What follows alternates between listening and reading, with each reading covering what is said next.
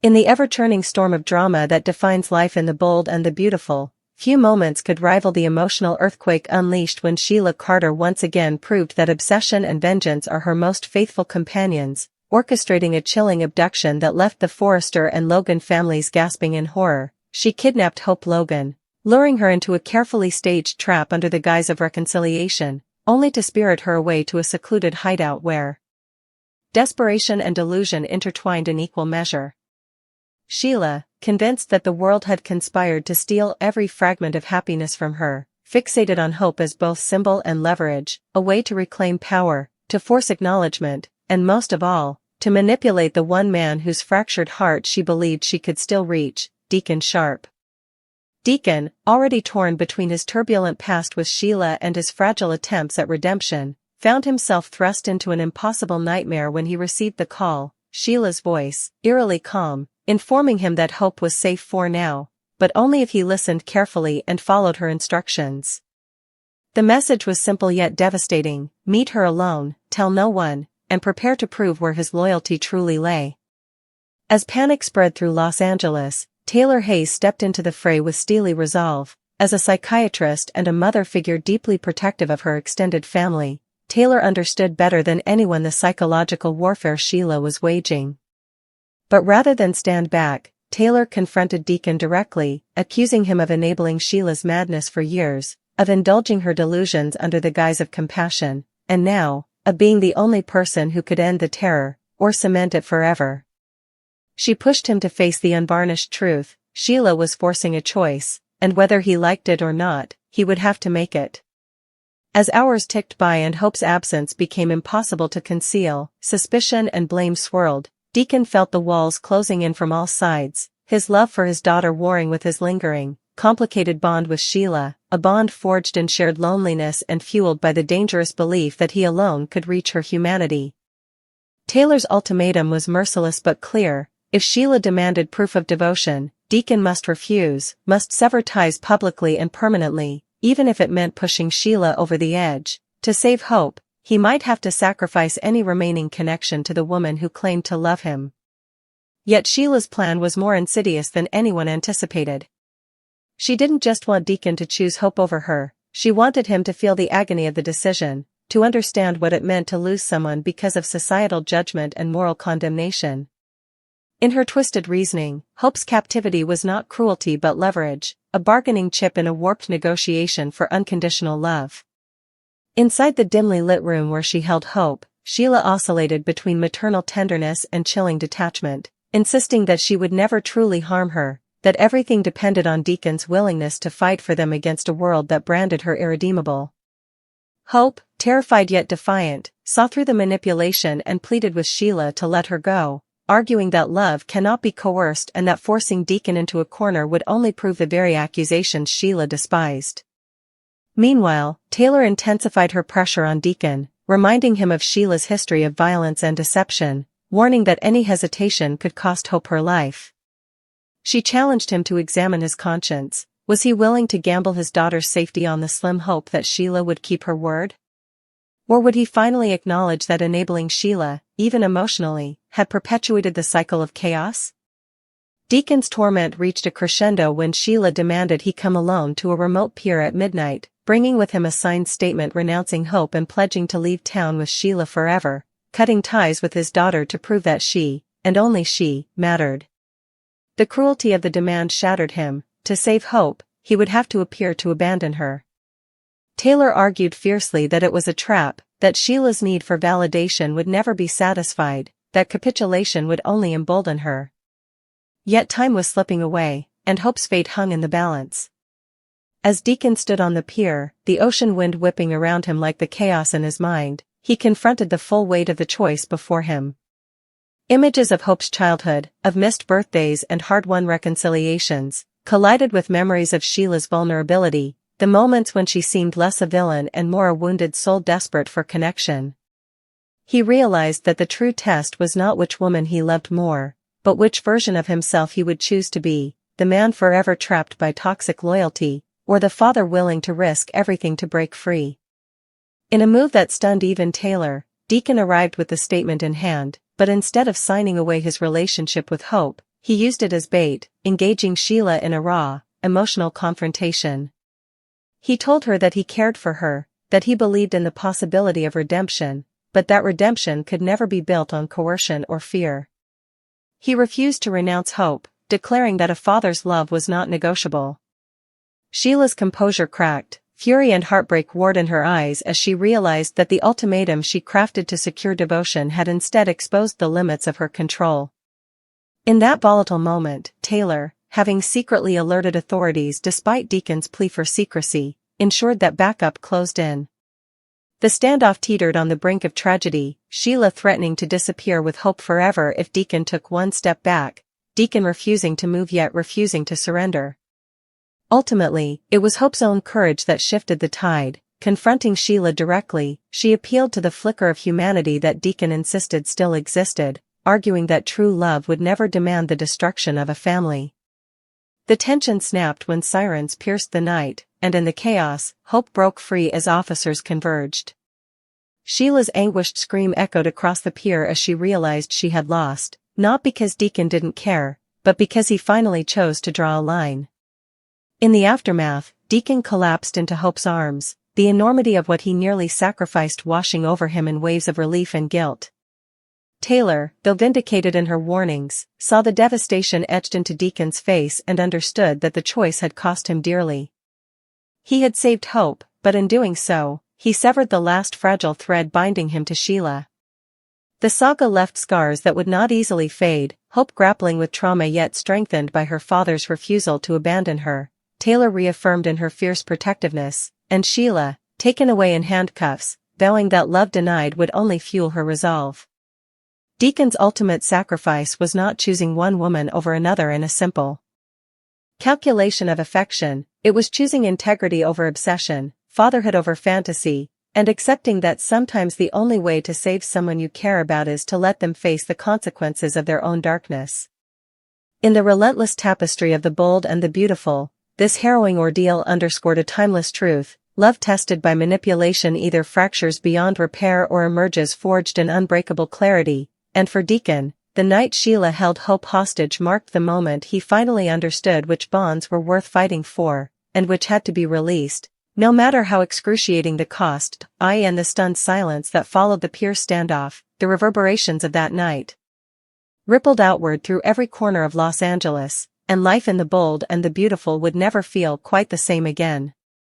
Hope Logan tried to steady herself in the days that followed, insisting she was stronger than what Sheila Carter had put her through, but the truth surfaced in quiet moments, in the way she startled at unexpected noises, in the restless nights haunted by the memory of dim light and locked doors, and in the complicated swirl of empathy and anger she felt toward the woman who had sworn she would never truly hurt her. For Hope, the betrayal cut deeply not only because of the danger she faced but because Sheila had weaponized something sacred: family. And at the center of it all stood Deacon Sharp, a father who had finally drawn a line in the sand, yet who now grappled with the emotional fallout of a choice that, while righteous, left him raw and fractured. Deacon found himself replaying every second of the confrontation in his mind.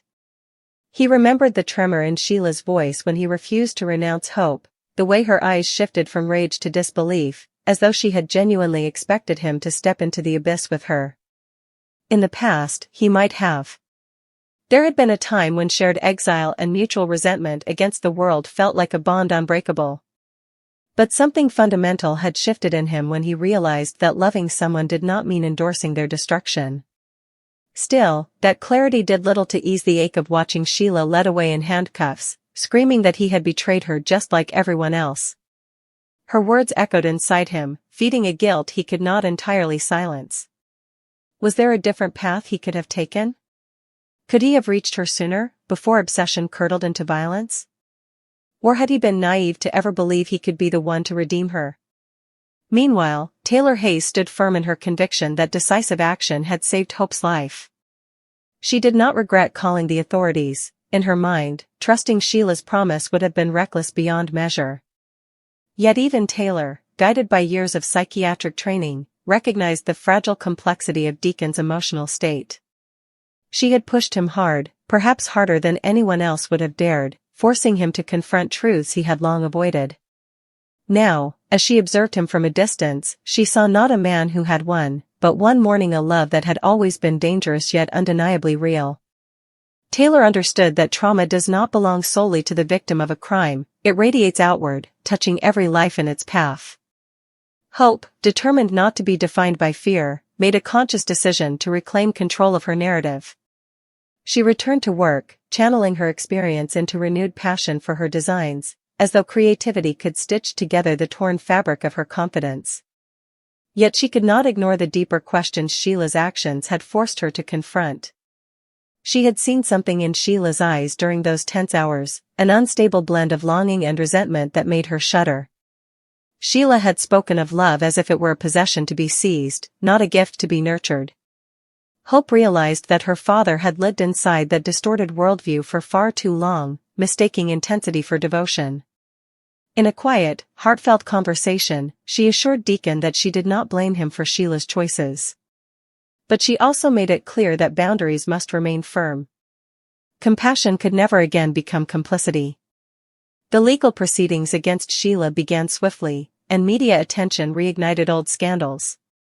Commentators dredged up her long history of manipulation and crime, painting her as irredeemable. Deacon struggled with the public vilification, knowing that while much of it was justified, it reduced a complicated human being to a caricature of evil.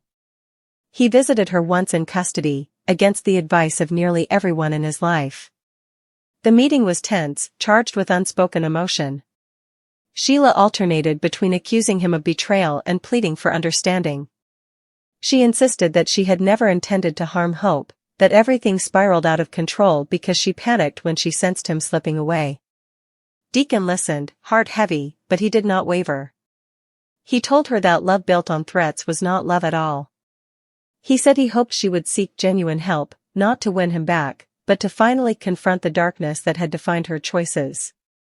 When he left, he felt a strange mixture of relief and sorrow, as though he had closed a chapter he had once believed would never end. Taylor, observing from the periphery, found herself reflecting on the delicate balance between empathy and accountability. As a psychiatrist, she believed deeply in the possibility of change. As a mother figure, she prioritized safety above all else. Sheila's actions had endangered not only Hope but the emotional stability of countless others. Yet Taylor also knew that simply locking someone away does not address the underlying fractures that drive destructive behavior. She advocated for mandated psychiatric treatment as part of Sheila's sentence, arguing that without intervention, the cycle would repeat. Whether Sheila would embrace such help remained uncertain. For Hope, healing became an active process rather than a passive wish. She began therapy, confronting the fear that lingered beneath her composed exterior. She spoke openly about the conflicting emotions she felt, anger at Sheila for the terror she caused, pity for the obvious pain that fueled her, and gratitude toward her father for choosing her when it mattered most. In those sessions, Hope came to understand that trauma does not vanish simply because the immediate threat is gone. It must be acknowledged, processed, and integrated into one's story without allowing it to define the ending. Her resilience inspired those around her, reminding them that survival is not merely about escape, but about reclaiming one's sense of agency. Deacon, too, sought counseling, recognizing that his attraction to chaos had roots he needed to examine. He confronted uncomfortable truths about his savior complex, about the allure of being the one person who believed in someone the world condemned. He realized that part of him had equated self-sacrifice with worthiness, as though enduring turmoil proved the depth of his loyalty. But true growth, he learned, required a different kind of courage, the courage to walk away from relationships that thrived on instability. The realization did not erase his feelings for Sheila, but it reframed them within a healthier perspective. As weeks turned into months, the immediate crisis faded from headlines, yet its emotional imprint endured. Family gatherings felt more precious, conversations more intentional. Taylor and Deacon developed a cautious mutual respect, forged in the crucible of crisis. They would never fully agree on Sheila's capacity for redemption, but they shared a commitment to protecting Hope and fostering an environment where fear could no longer take root. Their alliance, once strained by suspicion, became steadier, grounded in shared purpose. And what of Sheila? Isolated within the confines of custody, she faced the consequences of her choices with a mix of defiance and introspection. Stripped of the ability to manipulate circumstances, she was left alone with her thoughts. Whether this solitude would harden her resentment or spark genuine self-reflection remained an open question. Those who knew her history understood that predicting her trajectory was perilous. Yet for the first time in years, she could no longer rely on Deacon's unwavering faith as a safety net. In the broader tapestry of the bold and the beautiful, the ordeal underscored a powerful theme: love without boundaries can become a weapon, and redemption without accountability is merely illusion. Deacon's ultimate sacrifice was not abandoning Sheila to save Hope, it was relinquishing the fantasy that he alone could heal someone unwilling to confront their own darkness. Hope's survival was not solely a physical rescue, it was a testament to her inner strength and the unbreakable bond between father and daughter. Taylor's intervention was not merely strategic, it was an affirmation that sometimes the hardest push is an act of protection. Yet even as calm returned, an undercurrent of uncertainty lingered. Sheila's story had never followed a predictable path. From behind bars, she penned letters, some filled with contrition, others edged with bitterness. Whether they signaled transformation or manipulation was impossible to discern. Deacon chose not to respond, understanding that silence, for once, was an act of self-preservation. Hope focused on building a future defined not by fear but by creativity and compassion. Taylor remained vigilant, aware that vigilance is the quiet companion of anyone who has faced chaos. Ultimately, the question that once hung so ominously in the air, who will he save, had been answered not with grand theatrics but with resolute clarity. Deacon saved Hope. But more importantly, he saved himself from a cycle that had long threatened to consume him. The cost was steep, measured in heartbreak and disillusionment. Yet from that cost emerged a fragile, hard-earned peace. And in a world where passions run high and loyalties are constantly tested, that peace felt like a victory as profound as any dramatic rescue. Even as life attempted to settle into a new rhythm, an invisible thread still connected them all, tight, fragile, and capable of snapping at any moment. In the world of the bold and the beautiful, peace was never permanent, it was a breath taken between storms. And for Deacon Sharp, that breath often felt too shallow. He threw himself into work, determined to prove, to himself more than anyone, that he was capable of stability. The familiar routines grounded him: early mornings, inventory checks, small talk with customers who had no idea how close he had come to losing everything. Yet in quiet moments, his mind drifted back to the pier, to the look in Sheila Carter's eyes when she realized he would not choose her. There had been devastation there, yes, but also something else. A flicker of warning. As if the story between them was not finished, only paused. Hope sensed it too. Hope Logan had worked hard to rebuild her confidence, to silence the echoes of captivity that sometimes crept in at night. She told herself she was safe. Sheila was behind bars. There were guards, procedures, walls. But safety, she had learned, is as much psychological as physical. What haunted her wasn't only the locked room, it was the intimacy of the manipulation. Sheila had spoken softly, almost tenderly, insisting they were family. That distortion of love unsettled Hope more than the threats. One evening, Hope confronted her father gently but directly. "Do you ever think she blames me?" she asked. The question hit Deacon harder than any accusation could have. He had worried about that possibility but hadn't dared to voice it. Sheila's narrative had always required a villain, someone standing between her and happiness. In her mind, had Hope become that obstacle? "I don't know what she tells herself," Deacon admitted. "But none of this was your fault." "None of it." Hope nodded, though uncertainty lingered in her eyes. "I just don't want to be the reason she comes after you again." That fear crystallized something inside him. For years, Deacon had viewed danger to himself as an acceptable risk. He could handle it. He had survived worse. But the idea that his unresolved past with Sheila might cast a shadow over Hope's future was intolerable. Protecting her now meant more than physical rescue, it meant eliminating emotional vulnerabilities Sheila could exploit. Meanwhile, Taylor Hayes remained watchful. She had seen enough cycles of obsession to recognize warning signs long before others did. When she learned that Sheila had requested another visit with Deacon, Taylor did not hide her concern. "She hasn't changed overnight," Taylor cautioned.